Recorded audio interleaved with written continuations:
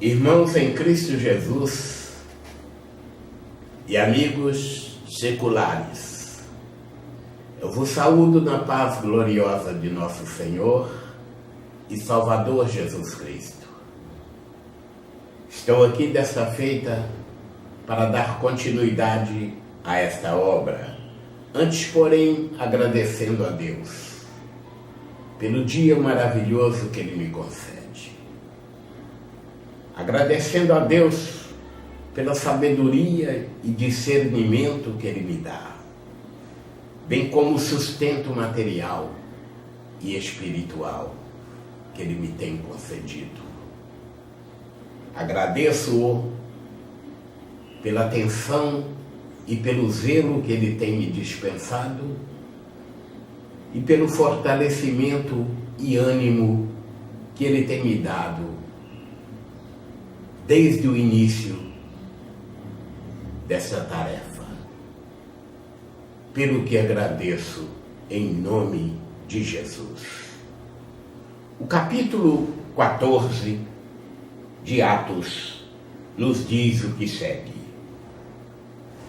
E aconteceu que em Icônio entraram juntos na sinagoga dos judeus e falaram de tal modo que creu uma grande multidão, não só de judeus, mas também de gregos.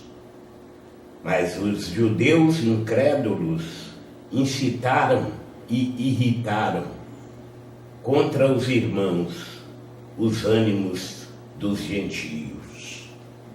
Detiveram-se, pois, muito tempo, falando ousadamente acerca do Senhor, o qual dava testemunho à palavra da sua graça, permitindo que por suas mãos se fizessem sinais e prodígios.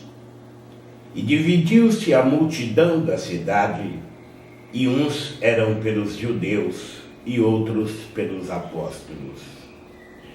E havendo um motim, tanto dos judeus como dos gentios, com os seus principais, para os insultarem e apedrejarem, sabendo eles, fugiram para Listra e Derbe, cidades de Licaônia, e para a província circunvizinha. E ali pregavam o evangelho. E estava sentado em Listra certo varão leso dos pés, coxo desde o ventre de sua mãe, o qual nunca tinha andado. Este ouviu falar Paulo que, fixando nele os olhos e vendo que tinha fé para ser curado, disse em voz alta: levanta-te direito sobre teus pés. E ele saltou e andou. E as multidões, vendo o que Paulo fizera, levantaram a sua voz, dizendo em língua licaônica: fizeram-se os deuses semelhantes aos homens e desceram até nós. E chamavam Júpiter a Barnabé e Mercúrio a Paulo, porque este era o que falava. E o sacerdote de Júpiter, cujo templo estava em frente da cidade, trazendo para a entrada da porta touros e grinaldas, queria com a multidão sacrificar-lhes. Ouvindo, porém, isto, os apóstolos Barnabé e Paulo rasgaram os seus vestidos e saltaram para o meio da multidão, clamando e dizendo: varões, por que fazeis essas coisas? Nós também somos homens como vós, sujeitos às mesmas paixões. E vos anunciamos que vos convertais dessas vaidades ao Deus vivo, que fez o céu e a terra e o mar e tudo quanto há neles, o qual nos tempos passados deixou andar todas as gentes em seus próprios caminhos. Contudo, não se deixou a si mesmo sem testemunho, beneficiando-vos lá do céu, dando-vos chuvas e tempos frutíferos, enchendo de mantimento e de alegria os vossos corações.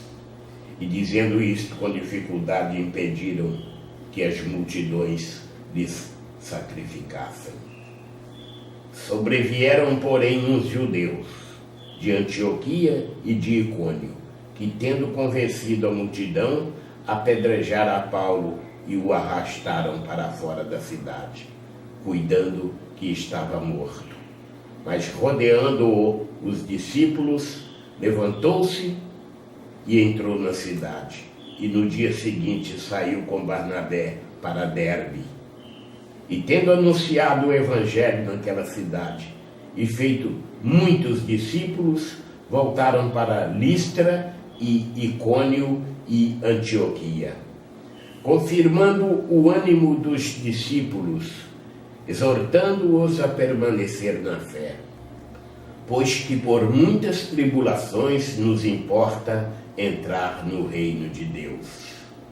E havendo-lhes por comum consentimento, eleito anciãos em cada igreja, orando com jejuns, os encomendaram ao Senhor em quem haviam crido.